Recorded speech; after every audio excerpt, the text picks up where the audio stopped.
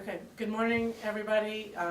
Just wanted to give an update to the people of our community about what's going on with our weather conditions and road conditions. Good news is that things are going pretty well as far as our level 1 roads. There's been no major problems overnight. We did have that fatal incident on I-75, but overall we have serious treacherous roads, very, very cold weather, and we are encouraging people to stay inside as much as possible and to stay off the roads as much as possible. This kind of cold that's coming tonight is life-threatening degrees of coldness. So all of our 24 public service trucks we're working on nonstop since Sunday, Monday, and they've been out since 4 a.m. today, clearing the roads. We have added calcium to the salt, and that increases the effectiveness of the salt, so it can try to melt stuff while it's still in the 20s today before it drops down to single digits. We expect that our plows and salt treatments can get to level 1 and 2 roads pretty well today.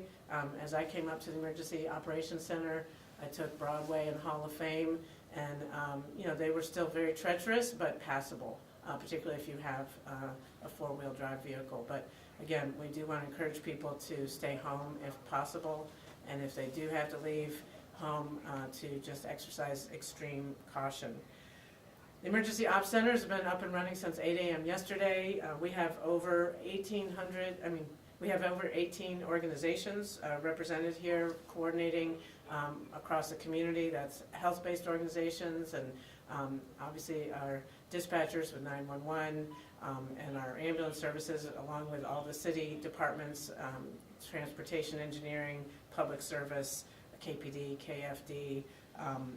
We are supporting our 911 operators and dispatchers to make sure they get to and from the places they need to go just to get to work and field those calls.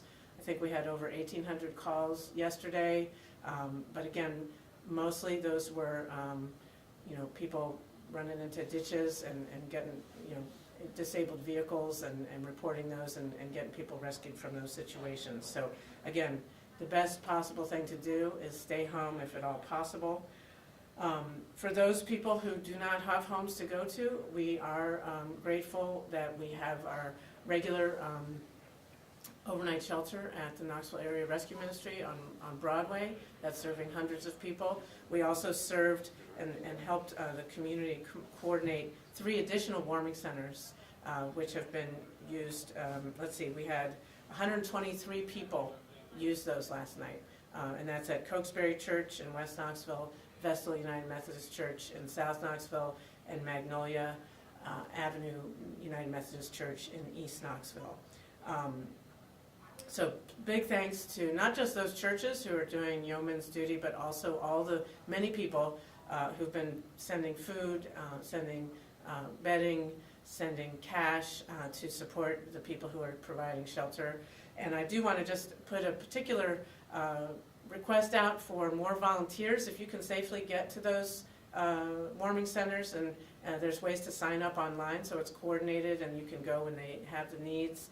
And also we still especially need food donations at Magnolia Avenue United Methodist Church. That they're serving over 90 people last night, and they need food that is easy to serve, like peanut butter and jelly sandwiches, casseroles, lasagnas, things that are easy to heat up and serve to a big quantity of people.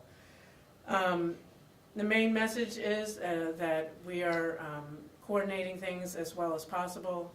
The city is out here working to make the roads safe, but the best way to stay safe is to stay home and to follow updates on the city social media, where we can let you know how things are going as far as roads, and also how to volunteer and send donations into our warming centers. I want to give a special shout out to all the city workers who've been out here 24/7. In particular, our public service crews have been out plowing and salting the streets. We've had people here at the Emergency Ops Center who spent the night here, including our 311 operators. So when people do have a question and they don't know where to go, the city's here to answer those questions. And also, if you do encounter an emergency, the whole team here at the Emergency Management Agency is here to help save lives and keep people safe. But we can help people more efficiently if we have fewer incidents. So again, if you can stay off the roads and stay home, that's the best possible, most safe thing to do. And we are here, we've got people, Chad Weth here, our Director of Public Services, and Mark Wilbanks from Knoxville Fire Department, and Scott Erlin from the Police Department. If you have any questions,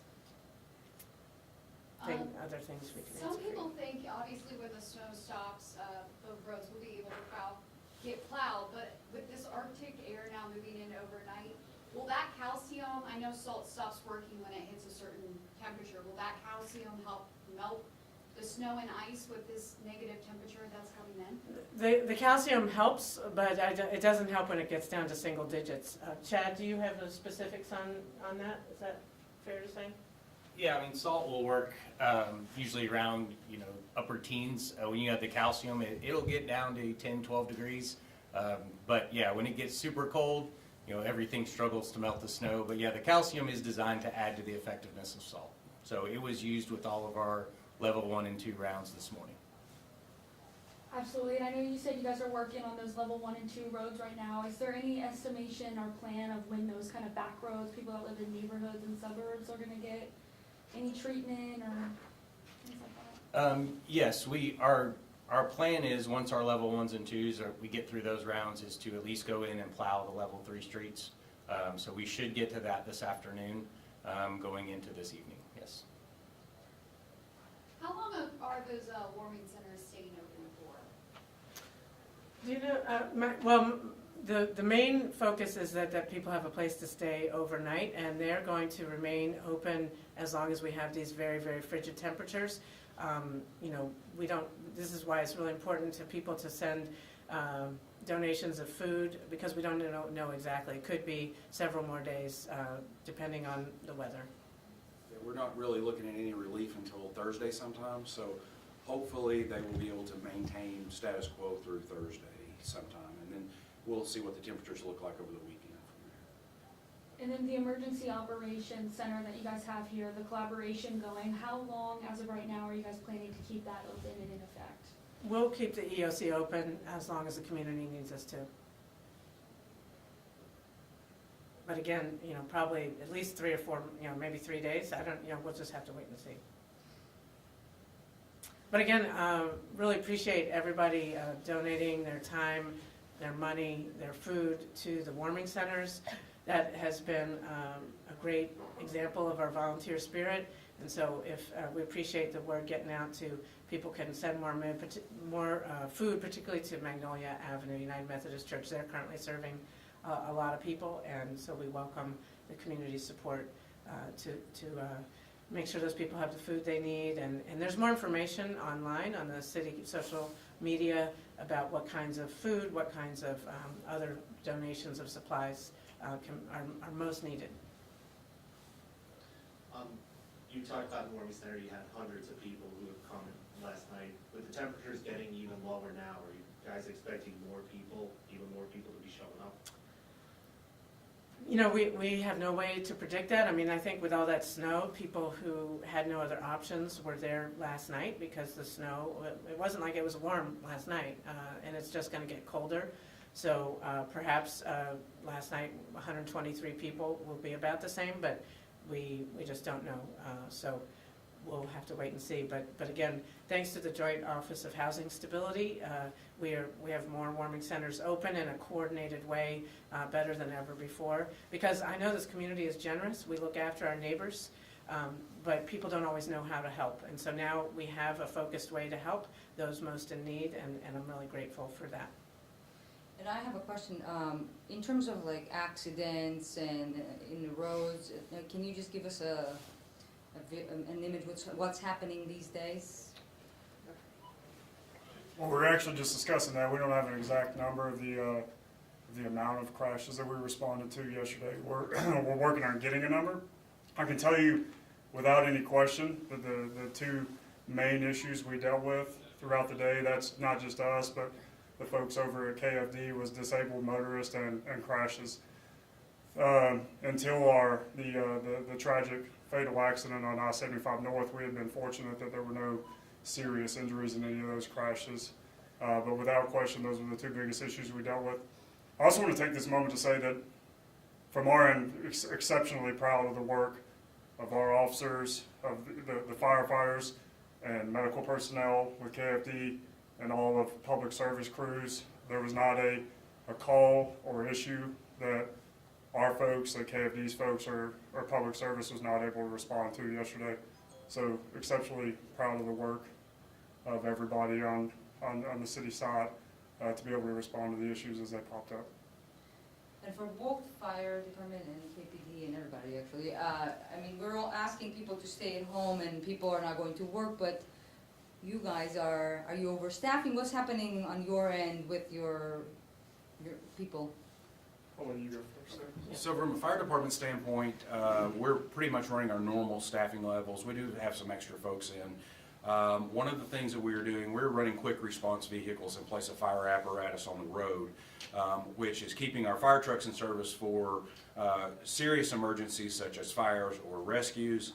The quick response vehicles are trying to run the majority of the motor vehicle accidents as they can and the emergency medical calls. So yes, we do have some additional staffing going on, and we will probably continue that through sometime Thursday. It just kind of depends on what the road conditions look like. If Chad's folks can get some of the side streets cleared, you know, we're going to have areas that are going to be problematic like they are every storm. We have areas in South Knoxville that are very shady that give us trouble sometimes. North Knoxville does the same thing.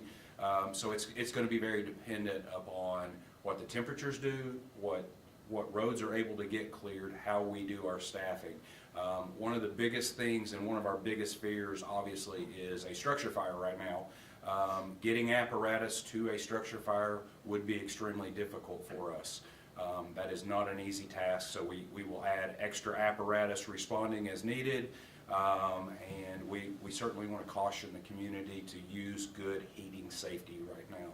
Thinking about where you're placing your space heaters, because I know with the temperatures dropping tonight, people are probably going to break out some extra space heaters, right? So good placement of your space heaters, no extension cords, no candles, things like that. Good fireplace safety, making sure that you're using good hard wood and that you're using your screens and all of that kind of stuff on your fireplaces. And lastly, when you use your fireplace, carbon monoxide safety is very important. Making sure that your home has good ventilation, because you're going to want to button it up as tight as possible, and you do need a little bit of ventilation inside your home. Speaking of KPD staffing, we're all hands on deck right now. We're obviously operating in the snow plan and have been operating under our snow plan since 6 a.m. yesterday. What that means in large part is that we were in 2-person cars to minimize the amount of fleet that we have and still be able to respond appropriately to any emergencies.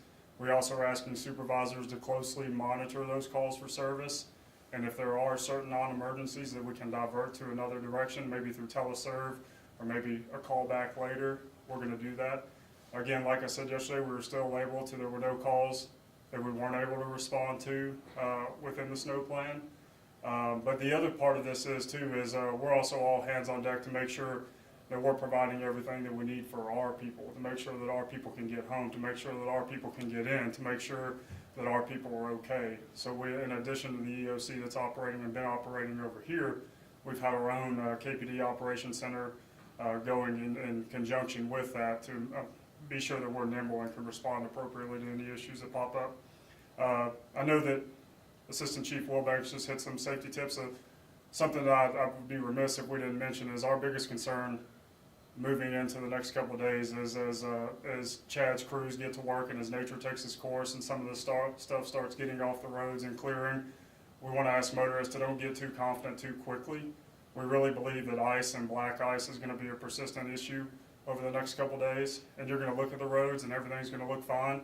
But again, we're going to just encourage folks to, with the temperatures the way they're going to be, just please don't get too confident too quickly, because that's really our biggest concern over the next couple of days with the ice. I just have one more question. Obviously those disabled vehicles that are left on the side of the road, are you guys running into any issues when you're going to clear the road with them? And what should folks do as far as picking back up the disabled vehicle?